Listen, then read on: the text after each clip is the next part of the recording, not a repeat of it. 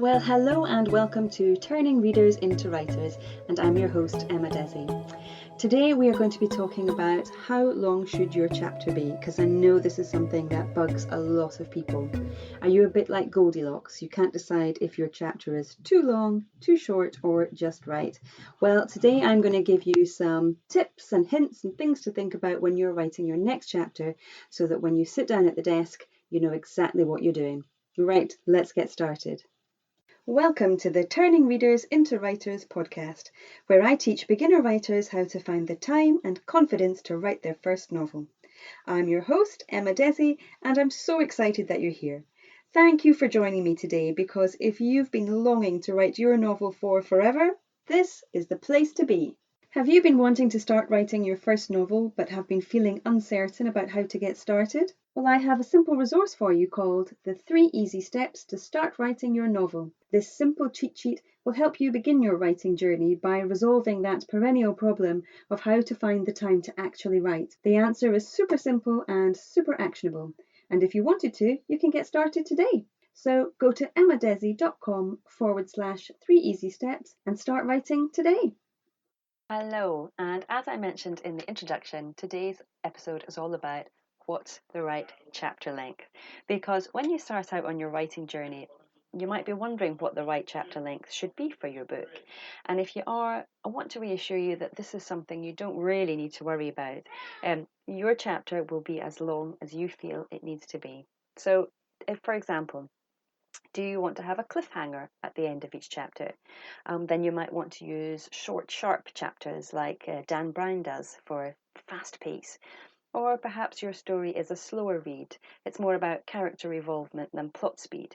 And so you can afford to be more languid in your writing, evoking mood or a feeling rather than the action. So let's look at when to use long chapters and when to use small chapters. And I'm going to start with small chapters first because some people really do like short chapters, and it's because they like that feeling of speeding through the book, that feeling of momentum, that they're following a fast-paced journey, and they want to be taken on that journey, and they don't really want to have to think too deeply about it.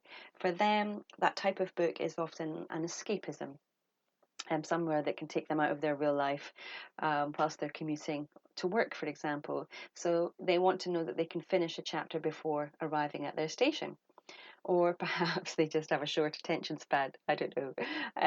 But some books can have up to 60 or 70 chapters, but each chapter may only be 2 or 3 pages long, and there's nothing wrong with that if that fits in with the genre and style of that book.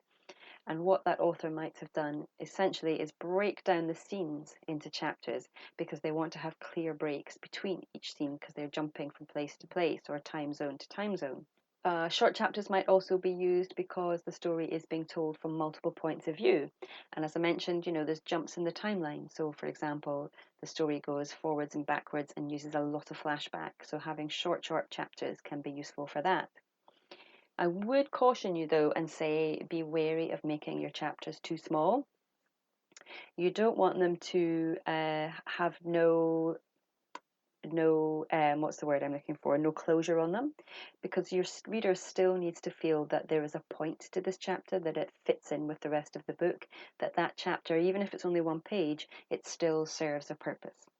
That said, there are chapters out there in books that are as short as 1 single word, but that word has relevance to the story as a whole, and it can tell the reader exactly what they need to know in that precise moment. But of course, like everything in life, there needs to be balance, and a short chapter, as short as that, does need to be filled out or balanced out with fuller chapters, so they can only be used sparingly to serve a particular purpose. So short chapters are great if you're looking for pace, you're looking for speed, you're looking for simple escapism, and you know perhaps that your reader is somebody who is reading on the commute to work or is on holiday and just wants something light and easy. You may want to use longer chapters because that's what you enjoy. And of course, there are people who do enjoy a longer chapter. But again, there's a little bit of caution here. If your chapter is going to go on for 20 pages or more, that can be off-putting, especially if there's no section break that allows your reader just to take a breath, allows them to come up for air for a moment, or even, they might be reading at night and falling asleep and they want a nice easy break in the chapter that they can put the bookmark in and know that they've left off at a easy place to come back to the next night. Visualizing an image painted by you, the writer, for your reader, that burns a lot of calories. And you need to give that reader a little bit of space between each image just so that they can take a rest and give their brain a bit of a relax. Because if you make it too difficult for the reader and they're burning off too many calories, then they might switch off. And I have to admit, there's not many readers who enjoy such a long piece of writing without the opportunity of coming up for air. But if you feel that that is the way that your story needs to be told, then you must go with it. You've got to listen to your gut and know what the right thing to do is. That said, for those readers that don't mind a longer chapter, it's usually because they see each chapter as a story within the bigger story. So each chapter has its own vignette, it's its own silhouette, if you like, and that fits into the bigger scheme. So if you choose to write longer chapters, be sure that you're giving your reader that complete picture within the single chapter, so that they don't feel they've spent a lot of time reading this chapter but haven't gained anything by the end of it. There's got to be some kind of resolution or conclusion by the end of that chapter before you move on to the next one. So you think about yourself as a reader. I know myself, I don't have a set idea of how long I expect a chapter to be, and your reader is going to be the same. What matters to your reader is the storytelling, and ultimately it does come down to the quality of the writing and the storytelling. So your chapter length should be determined by the completion of the scene or the idea, not by the word or the page count. So bear that in mind. I do want to talk a little bit about pacing. So most writers do tend to use a mix of longer and shorter chapters because the varying lengths help with the pacing of the overall piece of work, of the overall book. So if you're looking to slow your story down, you've maybe just been through a big action scene and you're wanting to slow things down and have a moment of reflection, then you may want to use longer chapters that linger on one scene and go into the scene in more depth, more detail, into the character's response in more depth or detail.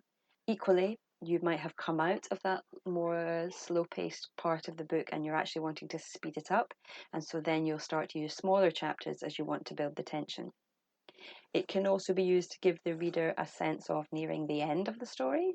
So the drama is heightening, the chapters are speeding up, you're really wanting to push your reader through to the end fairly rapidly because you don't want them to put the book down. You want to give them that motivation and impetus to keep going. You want that reader that's complaining at night that they can't get to sleep until they've read one more chapter. And that's something that every reader wants to hear. And using pacing in the right way can achieve this really nicely.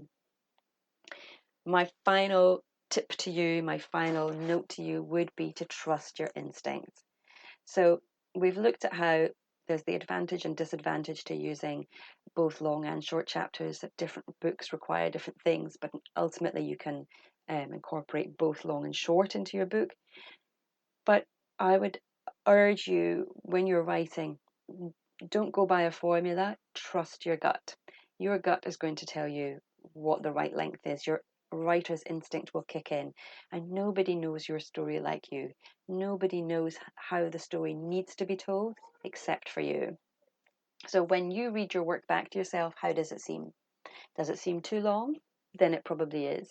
If you feel it's too short and it doesn't have enough depth, then it probably is. I often say that storytelling at its heart is not complicated, and you are a reader. So you've probably been reading for most of your life and you've absorbed by osmosis what works for you and what doesn't. So do trust your gut on that. So I hope that's been useful. A little tip there, just about trusting your gut, knowing that both short and long chapter lengths are really beneficial in any story, but it's up to you. It's your story. How do you want to write it? I hope that's been useful, and I will see you again soon. That's it for this week. I hope you found it useful. If you're interested in being part of a safe and friendly community of like-minded writers who also want to write their first novel, go to my Facebook group at emmadesi.com/turning readers into writers, and I can't wait to see you in there.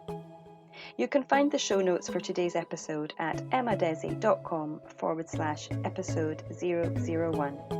Thank you again for joining me, and I can't wait to get to know you better soon.